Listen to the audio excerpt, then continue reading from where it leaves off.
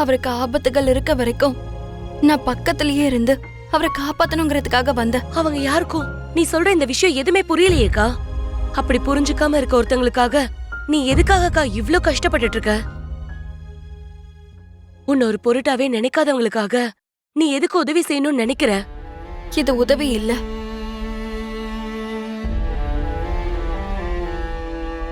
அவருக்கு என் மேல அன்பு இல்லாம இருக்கலாம். இந்த குடும்பம் என்ன ஒரே அடியா வெறுத்து ஒதுக்கலாம். ஆனா நான் அவரை மனசார காதலிச்சு இந்த குடும்பத்தை என்னோட சொந்த குடும்பமா நினைச்சேன். இவங்களுக்கு இவ்ளோ கஷ்டம் இருக்குன்னு தெரிஞ்சோம் எனக்கு என்னன்னு நினைச்சு நான் போயிட முடியுமா? ஒருத்தரோட உயிர் ஆபத்துல இருக்குன்னு எனக்கு தெரிஞ்சதுக்கு அப்புறமும் அத நான் கண்டுக்காத மாதிரி இருக்க முடியுமா? அப்படியெல்லாம் என்னால இருக்க முடியாது ஜானு. இப்படி எவ்வளவு நாளுக்கு உன்னால இருக்க முடியும்? நீ இப்படி மத்தவங்க கிட்ட கேவலப்பட்டு உன்னோட சுயமரியாதையை தாழ்த்திக்கிட்டு மத்தவங்க கிட்ட எவ்வளவு நாள் இருப்ப? கத்தி மாதிரி ஒவ்வொருத்தவங்களும் உன்னை குத்திக்கிட்டே இருக்காங்களேக்கா. அந்த வலியெல்லாம் தாங்கிக்கிட்டு உன்னால எவ்வளவு நாள் இங்க இருக்க முடியும்னு நினைக்கிற? அவருக்கு இனிமே எந்த ஆபத்தும் இருக்காதுன்னு எனக்கு நம்பிக்கை வர வரைக்கும், அவருக்கு இனிமே எந்த கண்டங்களும் வராதுன்னு எனக்கு தைரியம் கிடைக்கிற வரைக்கும் நானே உன்னை பார்க்க ஆசைப்பட்டான்னு அவனை கூட்டிட்டு வந்தேன். நீ இங்க சந்தோஷமா இருப்பேன்னு நினைச்சுதான்க்கா நாங்க 2 பேரும் வந்தோம்.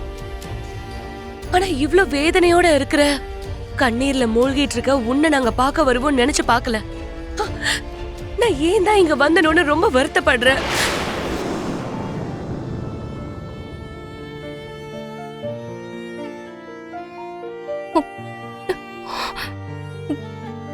ஜானு,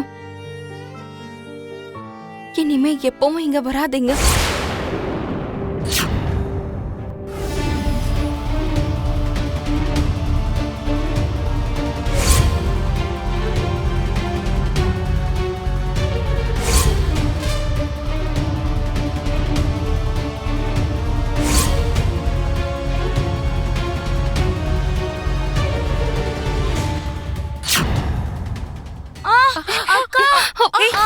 நானி,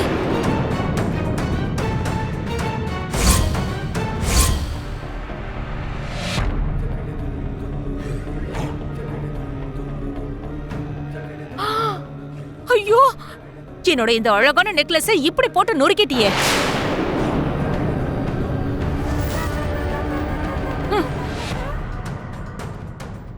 வந்தவங்க ஒரு மூலையில உட்காராம பிச்சைக்காரத்தனமான வேலையெல்லாம் பண்ணிட்டு இருக்கீங்க.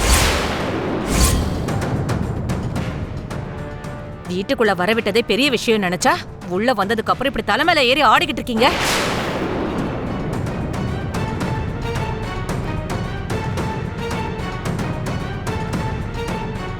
அடுத்தவங்க வீட்டுக்குள்ள போனா எப்படி நடந்துக்கணும்னு தெரியல, எப்படி ஜாக்கிரதையா இருக்கணும்னு தெரியல. அது சரி, பட்டிக்காட்டு புத்தி எப்படி உங்களை விட்டு போவோம்? வயக்காட்டுல எல்லாம் சுத்திக்கிட்டு இருந்தவங்களுக்கு சிட்டில யார்கிட்ட எப்படி பேசணும்னு என்ன தெரியும்? நான் ஆசாசியா வாங்கின நெக்லஸ் இப்படி உடைஞ்சு போனா என்னால எப்படி சுலபமா விட முடியும்? நீங்க ஒன்னும் கவலைப்படாதீங்க சின்னத்தை. அதுக்கு எவ்வளவு செலவாகுதோ அந்த பணத்தை நானே கொடுக்கிறேன். அப்படி இல்ல லக்ஷ்மி, நீ அவசரப்படாத. இன்னொரு வாட்டி யோசிச்சு பாரு. இல்ல மாமா, எங்க தாத்தா தப்பு செய்யாம வாழதான் கத்து கொடுத்திருக்காரு.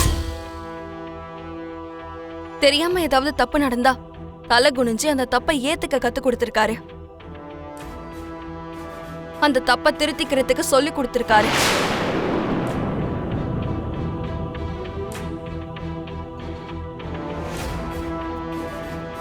அதனாலதான் நாங்க செஞ்ச தப்பால எங்க மேல சுமத்தப்பட்ட பழிய இதுக்கு மேல எப்பவும் வராம நாங்க பாத்துப்போம். அதே நேரத்துல அந்த தப்பால ஏற்படுற பேரை வாழ்க்கை முழுக்க சுமக்க நாங்க தயாரா இல்ல.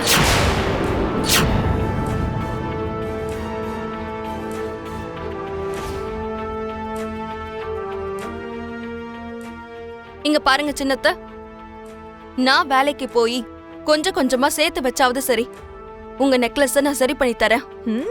குட். இப்படி ஒரு திமிரும் ரோஷமும் உனக்கு இருக்கணும். அப்பதான் என்னோட பணம் எனக்கு வரும். உனக்கு நான் 2 மாசம் டைம் கொடுக்கறேன் லக்ஷ்மி. அதுக்குள்ள என் கைக்கு பணம் வந்துடணும்.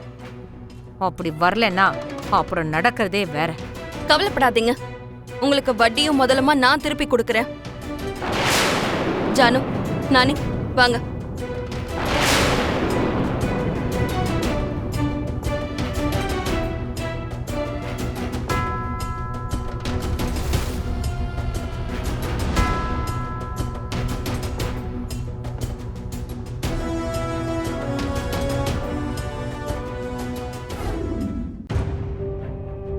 அக்கா, இதெல்லாம் என்னால தான் நடந்துச்சு.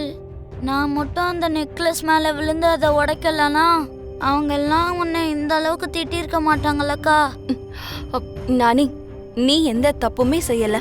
நீ இத பத்தியெல்லாம் யோசிக்காத, சரியா? சரிக்கா, இதெல்லாம் பார்க்கும்போது எனக்கு ரொம்ப பயமா இருக்குக்கா.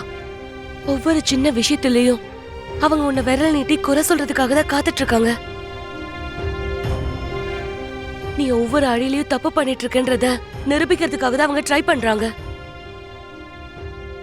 என்ன கேட்டா நீ லீடர் தாத்தாக்கு ஃபோன் பண்ணி அந்த பணத்தை வாங்கி அந்த தேவயானி ஆண்டி முகத்துல தூக்கி எரிஞ்சிருக்கா.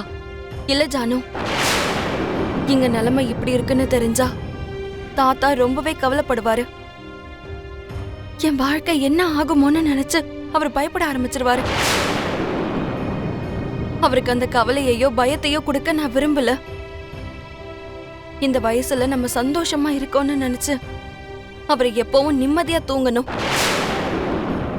அவரு நம்ம வாழ்க்கை என்ன ஆகுமோன்னு நினைச்சு அவரு தினமும் தூங்க முடியாம கஷ்டப்படக்கூடாது. இதுக்கான தீர்வு என்னன்னு நானே யோசிக்கிறேன். நீங்க கிளம்புங்க. சரிக்கா, ஜாக்கிரதை. வா நானே.